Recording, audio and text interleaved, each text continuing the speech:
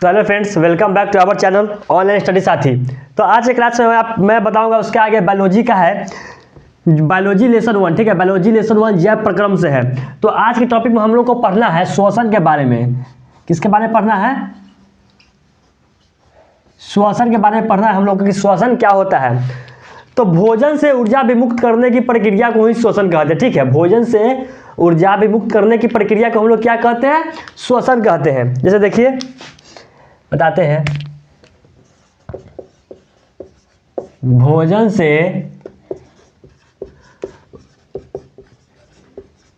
विमुक्त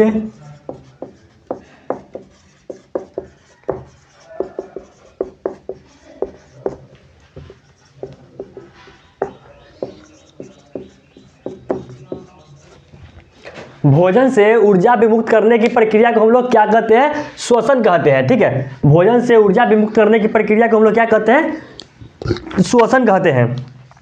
ठीक है, एकदम शॉर्ट डिफिनीशन है कि भोजन से ऊर्जा विमुक्त करने की प्रक्रिया को हम लोग क्या कहते हैं? श्वसन कहते हैं। नेक्स्ट हमारा है श्वसन। श्वसन जो होते हैं वो कितने प्रकार के होते हैं? ठीक है, श्वसन जो होते हैं वो कितने प्रकार के होते हैं? तो श्वसन जो होते हैं वो दो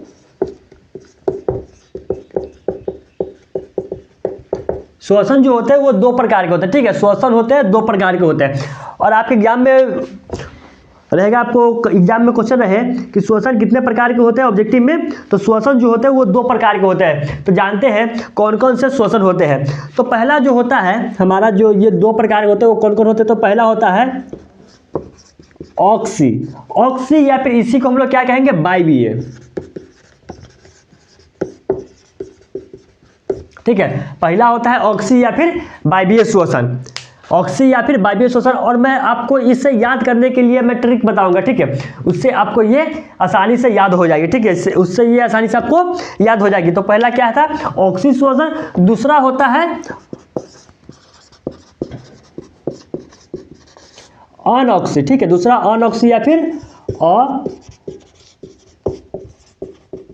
अवायवीय श्वसन। पहले जानते हैं श्वसन क्या होता है। तो ऊर्जा, भोजन से ऊर्जा विमुक्त करने की प्रक्रिया को हम लोग क्या कहते हैं? श्वसन कहते हैं। ठीक है, श्वसन कहते हैं।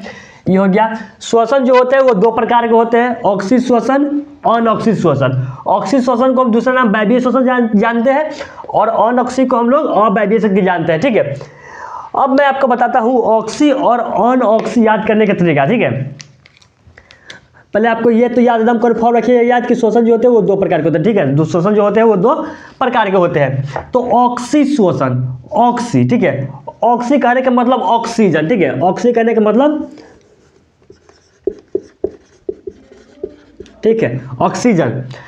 तो वैसा श्वसन, ठीक है, वैसा श्वसन जो ऑक्सीजन की उपस्थिति में होती है, ऑक्सीजन के प्रेजेंट के कारण होती है, वैसा श्वसन जो ऑक्सीजन की उपस्थिति के कारण होती है उसे हम ऑक्सी श्वसन कहते हैं। और वैसा, और इसी के जस्ट अपोजिट इसका कहेंगे हम लोग, वैसा श्वसन जो ऑक्सीजन की अनुपस्थिति में होता है उसे हम लोग क्या कहते हैं? अनऑक्सी श्वसन। जैसे देखिए इसका डिफिनेशन लिख रहा हूं मैं, वैसा प्रक्रिया जो ऑक्सीजन की उपस्थिति में होता है। ठीक है, वैसा प्रक्रिया जो ऑक्सीजन की उपस्थिति में होता है उससे हम कहेंगे ऑक्सी श्वसन या फिर वायवीय श्वसन। और वैसा प्रक्रिया, ठीक है, ये वाला वैसा प्रक्रिया जो ऑक्सीजन की अनुपस्थिति, ठीक है, अनुपस्थिति में होता है उसे हम क्या कहेंगे? अनऑक्सी श्वसन। तो अब जान गए श्वसन किसे कहते हैं। तो भोजन से ऊर्जा विमुक्त करने की प्रक्रिया को हम लोग क्या कहेंगे? श्वसन कहेंगे। ठीक है, श्वसन जो होते हैं दो प्रकार के होते हैं। पहला होता है ऑक्सी या फिर वायवीय श्वसन, दूसरा होता है अनऑक्सी या फिर अवायवीय श्वसन। तो ऑक्सी श्वसन किसे कहते हैं या फिर वायवीय श्वसन किसे कहते हैं? तो वह प्रक्रिया वह प्रक्रिया फिर वह श्वसन जो ऊर्जा, वह प्रक्रिया या फिर वह श्वसन जो ऑक्सीजन की उपस्थिति में होगा तो वायवीय होगा, और ऑक्सीजन की अनुपस्थिति में होगा तो क्या होगा? अनऑक्सीय या फिर अवायवीय होगा। ठीक है, अब चलिए दोनों में हम अंतर जानते हैं, या फिर ऑक्सी और अनऑक्सी श्वसन में अंतर क्या होता है। ठीक है, ऑक्सी और अनऑक्सी श्वसन में अंतर क्या होता है। और इस चैनल को सब्सक्राइब करें ताकि नई नई वीडियो आपको मिलती रहे, और इस पे आपको मैथ, फिजिक्स, केमिस्ट्री, बायो और इंग्लिश की तैयारी कराई जाती है। तो आप लोग ध्यान से देखिएगा इस वीडियो को, चैनल को सब्सक्राइब कर लें, ठीक है। अब देखते हैं, इधर देखिए, बैबिए, अबैबिए, ठीक है। बैबिए और अबैबिए श्वसन में अंतर, बैबिए और अबैबिए श्वसन में अंतर। तो पहला हम लोग देखिए, बहुत आसान तरीके से मैं आपको बता रहा हूँ कि इसको कैसे लिखेंगे। पहला अंतर, पहला बैबिए हम लोग क्या लिख देंगे, यह ऑक्सीजन की उपस्थिति में होता है। बैबिए जो होता है वो ऑक्सीजन की उपस्थिति में होता है, और ये जो होता है यह ऑक्सीजन की अनुपस्थिति में होता है, ठीक है। ये ऑक्सीजन की अनुपस्थिति में होता है। पहला हम लोग अंतर क्या दिए कि यह ऑक्सीजन की उपस्थिति में होता है और ये ऑक्सीजन की अनुपस्थिति में होता है, और इसमें 2 चरण में संपन्न होता है, ठीक है। यह जो होता है वह 2 चरण में पूरा होता है।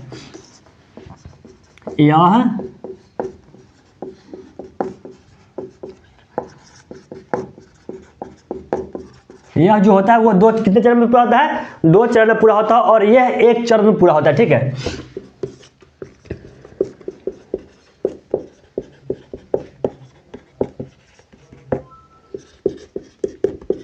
यह 1 चरण में पूरा होता है। तो हम लोग दो अंतर लिख दिए कि ये 2 चरण में पूरा होता है और ये 1 चरण में पूरा होता है। और इसमें, ठीक है, अब आगे देखते हैं हम लोग, अगला क्या होगा हमारा, इसमें अधिक ऊर्जा निर्माण होता है और इसमें कम ऊर्जा निर्माण होता है, ठीक है।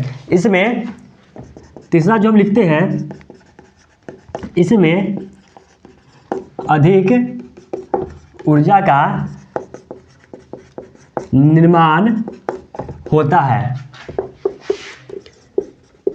इसमें कम ऊर्जा का निर्माण होता है, ठीक है। तो बैबिए और अबैबिए हम लोग अंतर लिख दिए कि ये ऑक्सीजन की उपस्थिति में होता है और ये ऑक्सीजन की अनुपस्थिति में होता है, और ये 2 चरण में पूरा होता है और ये 1 चरण में पूरा होता है। इसमें अधिक ऊर्जा इसमें अधिक ऊर्जा का निर्माण होता है और इसमें कम ऊर्जा के निर्माण होता है। चलिए अब हम लोग आगे देखते हैं, आगे हम लोग को क्या पढ़ना है, ठीक है। आगे हम लोग पढ़ेंगे मानव श्वसन तंत्र के बारे में, ठीक है। मानव श्वसन तंत्र के बारे में, कि मानव श्वसन तंत्र के बारे में पढ़ेंगे। उससे पहले हम लोग मानव श्वसन तंत्र को पढ़ने से पहले एक चीज़ के बारे में पढ़ते हैं, ठीक है, कि मनुष्य में ऑक्सीजन तथा कार्बन डाइऑक्साइड का परिवहन कैसे होता है। मनुष्य में ऑक्सीजन तथा कार्बन डाइऑक्साइड का परिवहन जो होता है वो कैसे होता है। तो चलिए हम जानते हैं, मनुष्य में O2 और CO2, कहने का मतलब मनुष्य में ऑक्सीजन और कार्बन डाइऑक्साइड का परिवहन जो होता है वो कैसे होता है। तो मनुष्य नाक से ऑक्सीजन लेते हैं, ठीक है। मनुष्य नाक से ऑक्सीजन लेते हैं। ऑक्सीजन नासिका से होते हुए श्वास नली से फेफड़े में जाती है। देखिए, शरीर में जैसे जैसे सांस लेते हैं वो प्रक्रिया चलती है, वैसे ही हम लोग को इसमें लिख देना है, ठीक है। वैसे ही हम लोग को लिख देना है। तो मनुष्य नाक से ऑक्सीजन लेते हैं, ऑक्सीजन नासिका से होते हुए श्वास नली से फेफड़े में जाती है। फेफड़े में उपस्थित रक्त के कण हीमोग्लोबिन ऑक्सीजन को ग्रहण कर लेती है, ठीक है। हीमोग्लोबिन ऑक्सीजन को ग्रहण कर लेती है तथा सभी अंगों में पहुंचाती है। पुनः सभी अंगों से CO2 ग्रहण करके फेफड़े तक लाती है। जैसे ही फेफड़ा सिकुड़ता है, CO2 नासिका से होते हुए बाहर निकल जाती है। जैसे हमारे शरीर में सांस लेने और छोड़ने तक के जितने प्रक्रिया है उसके बारे में लिख देना है। जैसे देखिए, मनुष्य नाक से सांस लेते हैं, जैसे ऑक्सीजन नाक से नहीं लेंगे, ऑक्सीजन नासिका से होते हुए श्वास नली में जाती है, और श्वास नली से फेफड़े में जाती है, ठीक है। श्वास नली से फेफड़े में जाती है और फेफड़े में उपस्थित रक्त कण हीमोग्लोबिन ऑक्सीजन को ग्रहण कर लेती है तथा सभी अंगों में पहुंचाती है। पुनः सभी अंगों से CO2 ग्रहण करके फेफड़े तक लाती है। और जैसे ही फेफड़ा सिकुड़ता है CO2 नासिका से होते हुए बाहर निकल जाती है। ठीक है, CO2 नासिका से होते हुए बाहर निकल जाती है। बहुत ही आसान डिफिनेशन मैं आपको बताया हूँ। अब पढ़ते हैं मानव श्वसन तंत्र के बारे में। ठीक है, मानव श्वसन तंत्र के बारे में कि आखिर मानव श्वसन तंत्र जो होता है वो क्या होता है, और ये आपके एग्जाम में मानव श्वसन तंत्र आ सकते हैं। ठीक है, आपके एग्जाम में मानव श्वसन तंत्र आ सकते हैं 5 नंबर का। चित्र बनाने के लिए कहे तो आपको चित्र पूछेगा। ठीक है, और नहीं तो आपको सिर्फ नॉर्मल ही आपको डिफिनेशन पूछ देगा। चित्र पूछेगा तो आपको चित्र बनाना पड़ेगा मानव श्वसन तंत्र के बारे में कि मानव श्वसन तंत्र जो है वो क्या होता है। ठीक है, उसका आपको चित्र बनाना पड़ेगा मानव श्वसन तंत्र के बारे में। जो चैनल को लाइक सब्सक्राइब और शेयर कर दें, और इस चैनल से आप जुड़े रहें ताकि आपको क्लास 10th की पढ़ाई की पूरी तैयारी हो जाएगी। आप जानते हैं मानव श्वसन तंत्र के बारे में। ठीक है, मानव श्वसन तंत्र के बारे में चलिए इसका फिगर बनाते हैं मानव श्वसन तंत्र का। देखिए फिगर देखिए।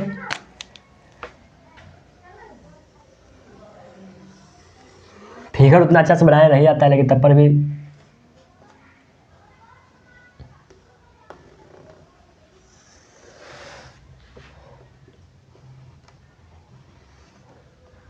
प्रयास करते हैं कि खुद से अच्छा बन जाए फिगर।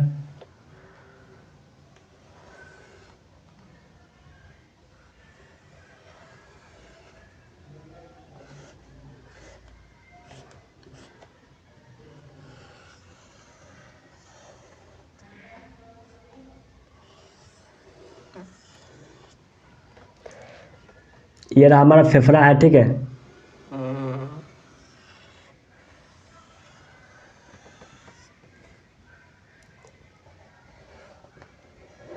सबसे बड़ा बात है फिगर तैयार करना। ठीक है, सबसे बड़ा बात क्या है, फिगर तैयार करना। फिगर आपको तैयार हो जाएगा तो आपको इसके बारे में आप लिख दीजिएगा।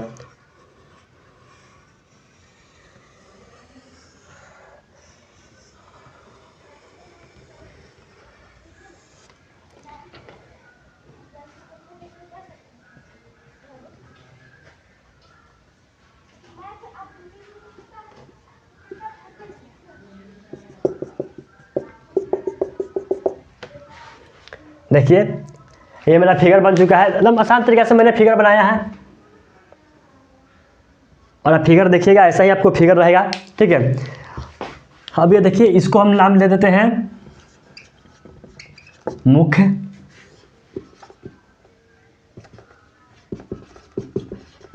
ट्रैकिया, डायफ्राम, फेफड़ा। ठीक है, मुख्य, ट्रैकिया, डायफ्राम, फेफड़ा, और इसको कहते हैं हम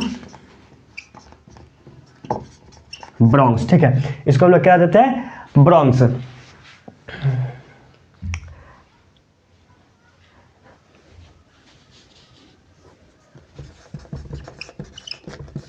नासिका।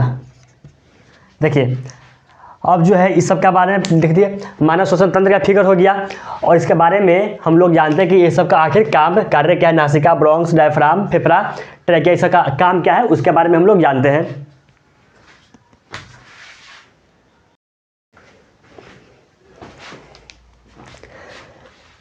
चलिए जानते हैं इसके बारे में।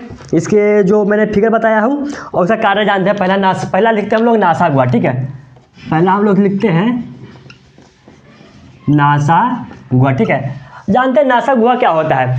तो नाक में जो होते हैं वो 2 छिद्र होते हैं। ठीक है, नाक में 2 छिद्र होते हैं जिससे वायु भीतर प्रवेश करती है, उसी को हम लोग नासा गुहा कहते हैं। नाक में 2 छिद्र होते हैं जिससे वायु भीतर प्रवेश करती है। नाक में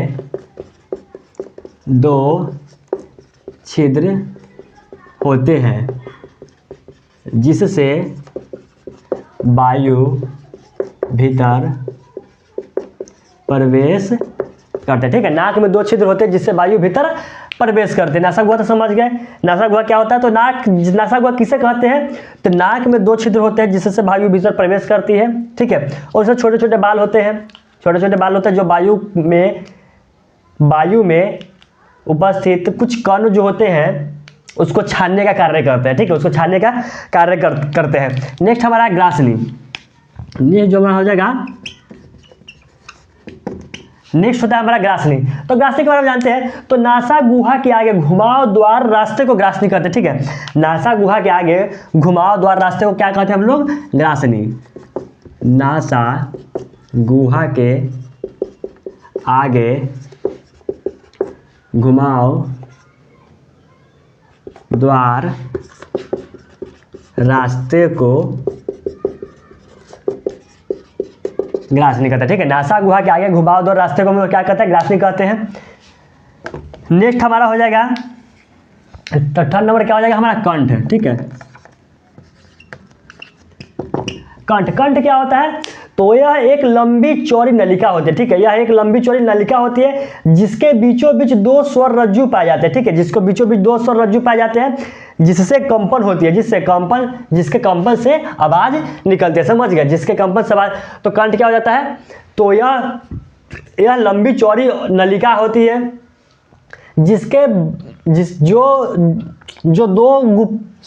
जो दो स्वर रज्जु के बीच में पाए जाते हैं और जिसके कंपन से आवाज निकलती है, ठीक है। तो ये तो हो गया हमारा कंठ के बारे में। चौथा क्या हो जाएगा हमारा? चौथा है फेफड़ा। तो फेफड़ा क्या होता है? तो आप लोग जानते हैं कि दोनों ब्रोंस के एक एक फेफड़े लगे होते हैं, ठीक है। जैसे मैंने आपको ये बताया था, ये